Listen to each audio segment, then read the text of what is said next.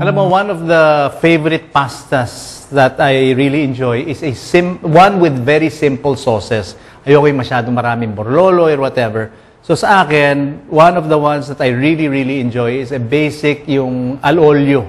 Okay? Now, out of that al olio, I made a pasta dish called anchovy pasta. Anchovy pasta, we're going to make use of La Española olive oil. La Española olive oil, tsaka gagamit ho tayo ng McCormick dried basil leaves. Take this recipe down.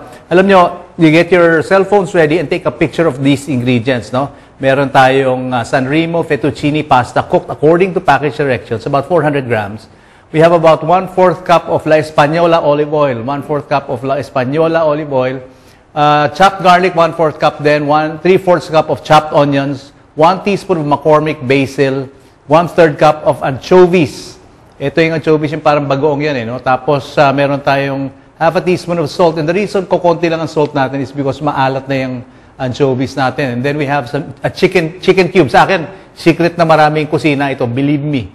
Chicken cube. Tapos, meron tayong parsley at saka optional, meron tayong Parmesan cheese. Okay, La Española olive oil. Okay, quality olive oil. Alam mo, ako ginawa ko minsan, out of this La Española extra virgin olive oil, I made a mayonnaise from scratch. Egg yolks, niluto ko ng konti lang para lang medyo magkaroon ng temperature yan. Then I put La Española olive oil, put a little mustard, vinegar, tapos seasoned with salt, tapos konting lemon. Alam mo, in the beginning, parang pangit ng taste, but after a while, it grows, parang nagmamature yung mayonnaise, ang sarap ng lasa. Ang sarap. So, if you want to stay healthy, no, yung La Española extra virgin olive oil o garlic. Ito na yung sinasabi natin na al olio. Yung mga recipes ng pasta dyan. One of my favorite restaurants is yung kay Gaita, yung Chibo. Ang sarap ng mga pasta ron. Yun talagang authentic at tasting ng mga pastas. Kasi marami tayong mga pasta restaurants, pero medyo nabibitin ako dun sa lasa ng pasta nila. Okay, ilagay natin tong ating bawang. What we want to do is just to shrink it a bit, extract the flavor, and then put our onions. Okay. Tapos ilagay natin tong ating McCormick basil leaves. Ako sa akin, ang suggestion ko sa inyo, get the whole rack of McCormick. Tapos use your imagination. Buksan mo, amoy mo. What will work well or sa mga dishes na niluto mo. Okay, so nilagay na natin yung ating basil leaves ng McCormick. Halo-halo lang ho lahat yan. And then, what we will do is we will put in our anchovies. Ako sinasama ko yung oil ng anchovies para sayang yung lasa. And what will happen with these anchovies, eventually, siguro mga 6 na strands is, pag na-apply ng heat yan, it'll break. No? It'll break.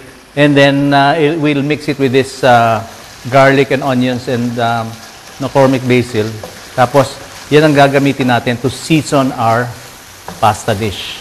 Okay? Halo-halo lang ho lahat ito. Yan ang mapapansin mo, parang madudurog siya. Lagay natin yung ating chicken cubes. Okay? Then a little of our salt. Not all of it. Siguro mga 1/4 teaspoon lang of salt. Tapos i-adjust nyo. Now, optional here is you can put Parmesan cheese. What the Parmesan cheese does though is that it's nice and oily. Pag nilagay mo ng Parmesan cheese, natutuyo yung pasta. So, I suggest that you put it last, no? So, halo-halo lang. Antayin lang natin hanggang maluto itong ating chicken cube o mag-dilute itong chicken cubes natin. Then, we add in our San Remo pasta. Okay? Now, itong San Remo pasta naman natin, parang it's a little bit firm kasi medyo nahangina na siya. What you want to do is just apply heat to it. Pagka nag-apply ng heat na yan, then we can start mixing it already. Yan. Mas madali i-handle, no? Yan na, oh. Tingnan nyo, oh. Basta nagkaroon na ng konting heat yan. Ilagay natin ng chopped parsley natin ito. We will just top this with chopped parsley. Halo-halo lang ho lahat yan. Yan, oh. Yun yung mga basil natin, oh. Mix all of these ingredients together very well. Ang kailangan lang dito is may konting kalabit lang siya nung mixture of the soy sauce, ginger, yung ating olive oil. And what you want to do with this also, you can top this with La Española extra virgin olive oil but just before serving it. Sarap po ito. Okay? So, halo-halo lang po lahat yan. This one is called anchovy pasta. This one is brought to you by La Española. Check it out. Masarap po dito.